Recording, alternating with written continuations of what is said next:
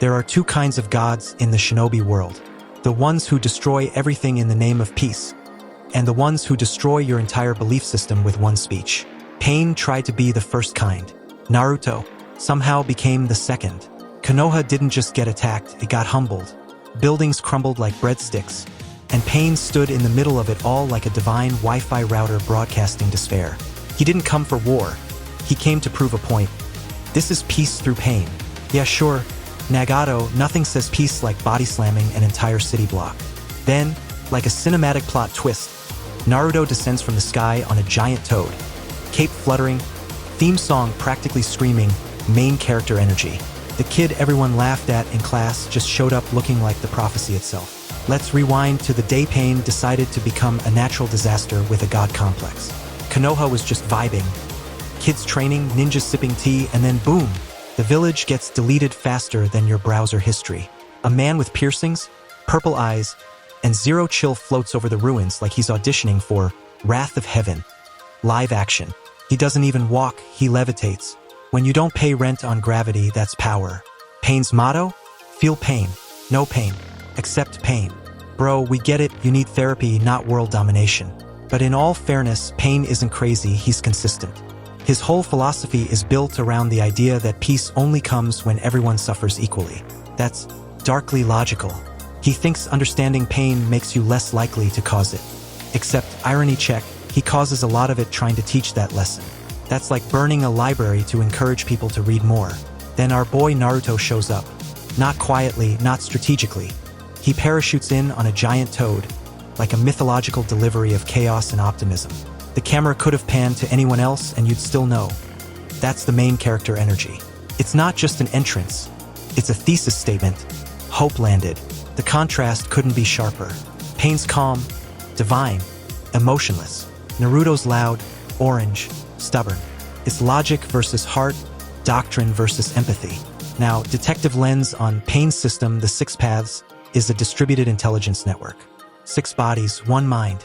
In any battlefield analysis, that's decentralized dominance. Smart design, but here's the catch: synchronization delay. The information flow between bodies isn't instant, meaning rapid, multi-directional attacks can desync the system. Naruto doesn't know the code, but he sniffs out the weakness through observation. Every clone he sends is a probe, every failed attack a data packet. He's reverse engineering godhood in real time. But what's wild is how balanced this chaos feels. Every move from Pain is perfection. Every counter from Naruto is desperation turned into art. Pain talks about how the world only understands pain. Naruto, he's like, cool story bro, but have you tried therapy? Pain keeps preaching like he's running a cult, and Naruto's just there giving him reality checks between punches. At some point, Pain's God act starts to crack.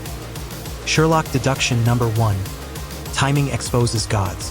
Deva Path's Shinra Tensei, Almighty Push, is a masterpiece of intimidation but a nightmare of logistics. Can't be spammed. There's a cooldown window after every use. That's physics reminding even gods to take a breather. Naruto spots it. While the village mourns, he's counting seconds, measuring rhythm. Pattern emerges. That's not luck. That's empirical warfare. The kid who failed exams is now solving divine physics on the fly. Now Pain keeps preaching mid-battle, dropping quotes like, "Justice comes from pain." Classic villain monologue mistake. Rule 1 of combat. If you're explaining your ideology, you're losing control of the narrative. Naruto doesn't interrupt. He listens, processes, and quietly plots. Emotional bait turns into tactical advantage. He's learning the enemy by letting the enemy speak. Pain thinks he's converting Naruto. Naruto's running diagnostics. Next, we analyze the chakra economy. Preta Path absorbs chakra attacks, so conventional ninjutsu are useless. But Sage Mode flips the table. Nature energy isn't ordinary chakra. It's universal current. When Preta tries to absorb it, he essentially plugs himself into an overloaded socket. Result, short circuit. That's battlefield chemistry meets applied trolling. The guy who eats energy gets energy poisoning. Somewhere, Jiraiya's ghost is clapping. Naruto's clone tactics add another detective layer. Each shadow clone acts as both decoy and recorder. When a clone pops, its data returns to the original. Think of it as field reconnaissance through self-destructing drones. Pain destroys clones, Naruto gains intel. Pain's godhood runs on authority. Naruto's humanity runs on feedback loops, the system that learns faster wins. In that sense, Naruto's greatest power isn't chakra, it's iteration. Let's talk ideology autopsy. Pain's core belief: peace through control, harmony through mutual suffering. Sounds poetic, but let's forensic scan it. Every empire that's tried unity through fear collapses under its maintenance cost. Fear decays, people adapt. Pain's plan requires permanent terror, an infinite loop of violence to preserve peace. That's not equilibrium. That's burnout on a planetary scale. Sherlock deduction number 2. If your utopia depends on everyone staying scared, it's not peace, it's paralysis. Naruto's counter-philosophy: understanding through connection. Pain dismisses it as naive optimism until Naruto shows what connection looks like under fire. Remembering Jiraiya, trusting the villagers, refusing revenge. It's empathy weaponized as strategy. Emotion isn't weakness, it's intel. He reads Pain's rage like fingerprints on glass, identifying pattern, motive, trauma. Detective lesson: empathy is the ability to reconstruct another person's crime scene without judgment. The fight choreography mirrors the philosophy. Gravity itself becomes dialogue. Every push and pull a metaphor for ideology tension. In one iconic scene, Pain pins Naruto to the ground with chakra rods. Sherlock deduction number 3. Restraint changes perspective. Trapped, Naruto stops being predator or prey, he becomes observer. That's when he truly sees Nagato through the Pain persona. Not a god, but a man screaming through 6 microphones. When Hinata steps in, defies certain death, and Pain impales her, that moment reboots Naruto's fury. The Nine Tails breaks loose, pure emotion unleashed. But even the beast's power can't overwrite Naruto's core logic. He reins it back. The same boy who once lost control now outthinks his own demon. It's internal detective work, analyzing oneself mid-rage and pulling the brakes. You can't beat Pain if you become him. Now we move into the final deduction, the truth behind the god illusion. When Naruto tracks the chakra signal to the real Nagato, hidden among trees and wires, the investigation completes. The so-called deity is a skeletal man tethered to machines, literally living off suffering.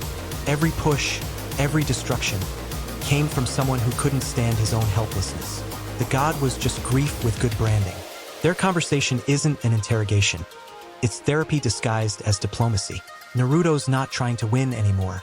He's trying to understand the crime's origin. He listens as Nagato recounts the death of Yahiko, the loss that calcified compassion into dogma. Sherlock deduction number 4.